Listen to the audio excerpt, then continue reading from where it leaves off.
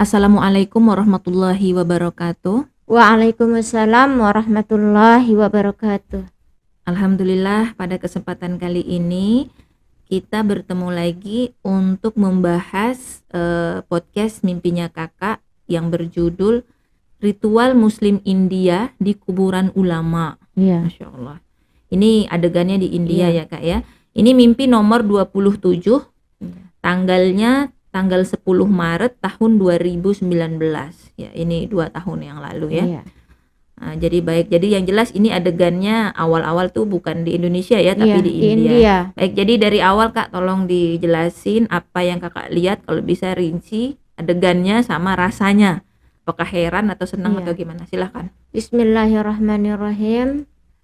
Di dalam mimpi itu saya dalam keadaan saya di sebuah kayak macam pondok pesantren. Di pondok pesantren itu saya lihat, ini pondok pesantren besar yang saya lihat di India. Baru ada seorang ulama yang memimpin pondok pesantren itu, dia meninggal dunia, tapi bukan hari itu, sudah beberapa waktu lah itu yang saya lihat. Dan saya lihat Kuburannya iya. gimana? Kuburannya itu dia bentuknya tinggi gitu, tinggi seperti sangat dimuliakan sama warga muslim di sana. Nah, gitu. spesifiknya bangunannya seperti apa, Bang? Yang Kuburan itu. bukan kalau kuburan itu seperti umumnya yang saya lihat kuburan seperti yang di Indonesia,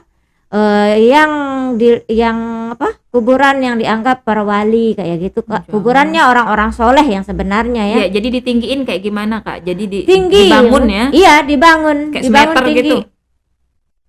Kalau ini tingginya dia bisa, kan mereka duduk di Iya. situ. Mereka duduk tapi kaki mereka selonjorkan naik di atas dinding Berarti kubur lumayan itu. tinggi ya, berarti kalau Iya. kita berdiri mungkin ini ya, kan banyak Iya. juga kuburan yang dibuat kayak Kalau bangunan kalau gitu. kita berdiri mungkin di batas pinggang mungkin. Oh, Pinggang gitu. atau lutut gitu. Oh, Tergantung gitu. ukuran tinggi kita Iya, kan iya, iya, gitu. iya. Kalau Nah, kakak iya. mungkin leher. Iya. Mereka di situ mereka duduk mengitari Iya. kuburan itu kan begini, memanjang di sini. Mm-mm. Nah, di pinggir-pinggiran itu kuburan itu mereka duduk mengitari ini, duduk baru begini naikkan kakinya dua-duanya gini, sambil tangannya begini. Iya, iya. Begini, Di tanah naik. ya? Iya, Di begini. tanah. Nah, terus saya diminta mengikuti mereka. Begitu ditawarkan saya, ayo ikut juga seperti kami. Seperti tawaran bahwa yang mereka lakukan itu seperti sebuah tradisi yang baik yang menurut mereka yang mereka lakukan, seperti mereka itu memuliakan ulama yang sudah meninggal itu gitu.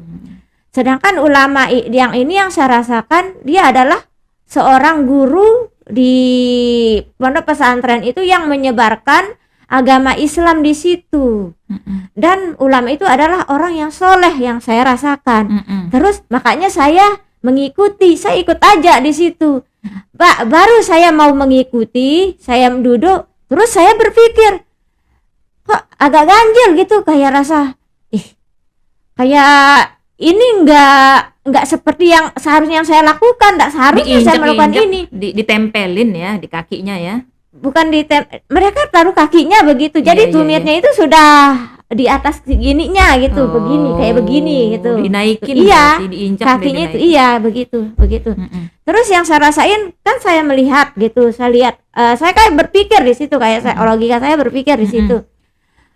Kalau mereka menghargai gurunya kayak gitu kan, seharusnya mereka tidak melakukan itu. Kalau kaki ditaruh di kayak kurang adat gitu yang saya rasain, makanya ini enggak etis gitu. Akhirnya saya bangun.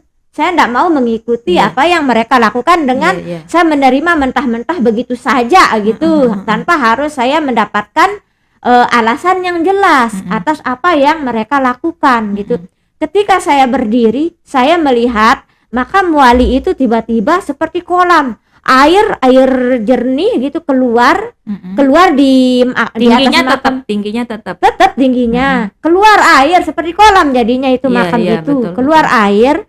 air itu terus menetes kan, dia melimpah air itu, meluap.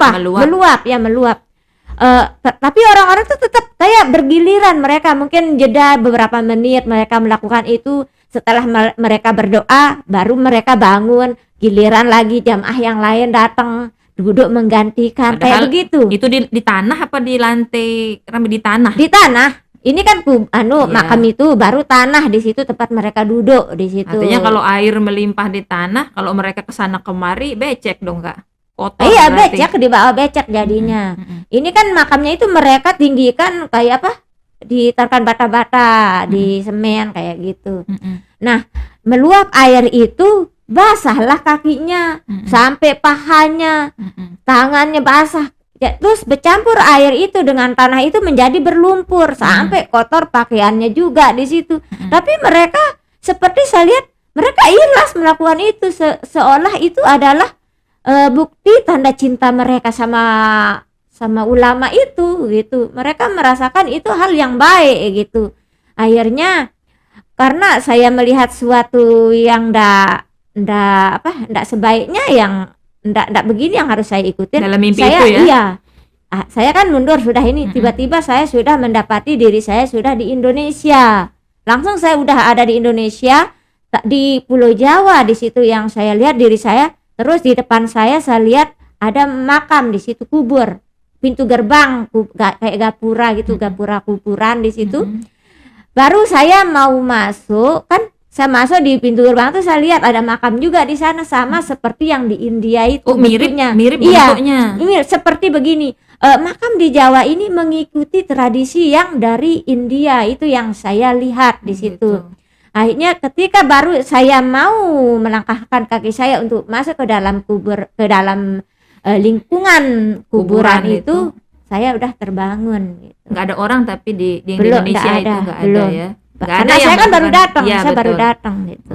Betul lalu kakak terbangun. Nah terus yang kakak rasakan sekarang setelah kakak belajar Al-Quran, hadis terutama ya, dan juga dengan penjelasan ulama-ulama yang mengikuti pemahaman salafus saleh, apa yang hikmah yang kakak rasakan dengan mimpinya kakak yang terdahulu ini? Baru dulu kan kakak belum tahu, baru sekarang kakak mulai memahaminya. Alhamdulillah, saya mendapatkan mimpi ada berapa minggu yang lalu yang berkaitan dengan mimpi yang ini. Jawaban dari mimpi yang barusan ini, saya mendapatkan mimpi itu saya berada di dalam rumah Rasulullah. Di situ saya melihat makam Rasulullah. Di situ makamnya Rasulullah itu sangat sederhana di dalam rumahnya Aisyah radhiyallahu anha, seorang ummul mukminin. Saya lihat Aisyah radhiyallahu anha di situ di kamarnya, dia di situ, terus dia di dalam kamarnya. Saya melihat beliau memakai pakaian sebagaimana zamannya dia dahulu, sewaktu beliau masih hidup di situ. Saya potong, ini mimpi kira-kira sebulan yang lalu. Sekitar sebulan atau saya ingat kakak pernah sebulan cerita. Yang lalu. Berarti ini kurang lebih Desember sekitar 2021 ya. Oke. Jadi saya mengingat itu, Masya Allah, hikmah yang di dalam mimpi itu. Saya diberitahukan alasan kenapa Rasulullah dimakamkan di dalam rumahnya sendiri, di mana di situ ada istri beliau, yaitu Aisyah Ummul Mukminin, seorang yang mengetahui banyak hadis di situ. Nah, bagaimana Rasulullah dimakamkan di dalam kubur, di dalam rumahnya sendiri, karena di situ ada istri beliau, sehingga masyarakat kaum muslimin, walaupun itu sahabatnya Rasulullah sendiri, ada di situ, bagaimana agar umat muslimin tidak memperlakukan makam Rasulullah secara berlebihan di situ. Karena seorang wanita, seorang ummul mukminin di situ sangat bagaimana para sahabat sangat menjaga beliau di situ, sehingga tidak sembarang orang bisa masuk ke dalam rumah itu, dan tidak ada terjadi seperti yang berlaku seperti di dalam mimpi yang saya lihat, yang saya ceritakan ini, yang tradisi di India ini, dari India ini, bagaimana terjaganya di situ, bagaimana para sahabat itu tidak ada melakukan ritual-ritual yang seperti yang saya lihat di mimpi yang nomor 27 ini. Jadi gitu ya. Jadi Iya. saya simpulkan, jadi ini salah satu hikmahnya di dalam mimpinya kakak, walaupun saya mungkin belum pernah mendengar ya apa alasan dari kisah-kisah dari para sahabat, apa alasan mengapa kubur Rasulullah Shallallahu Alaihi Wasallam bagaimana beliau dimakamkan di kamarnya Ummul Mukminin yaitu Aisyah.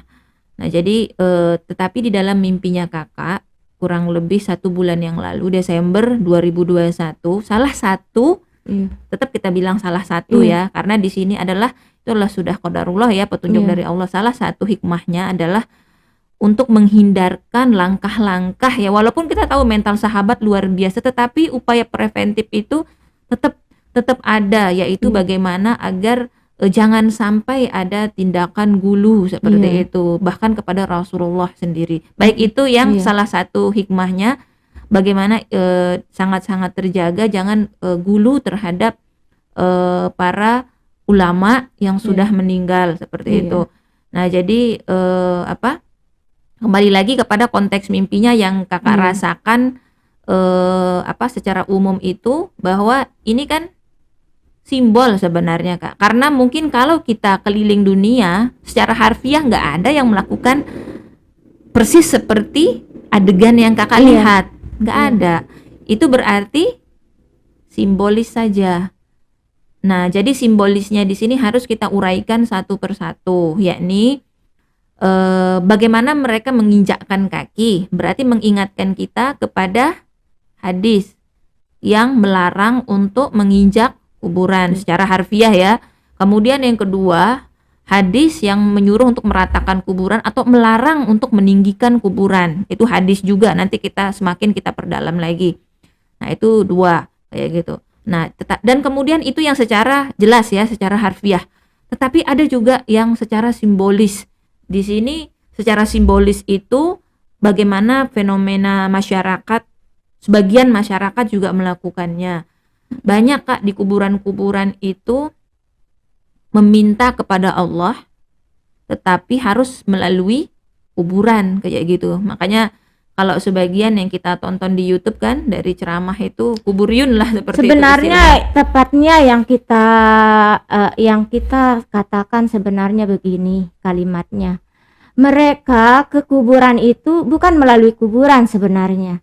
Mereka berdoa di kubur itu karena merasa di kubur itu adalah tempat yang mustajab.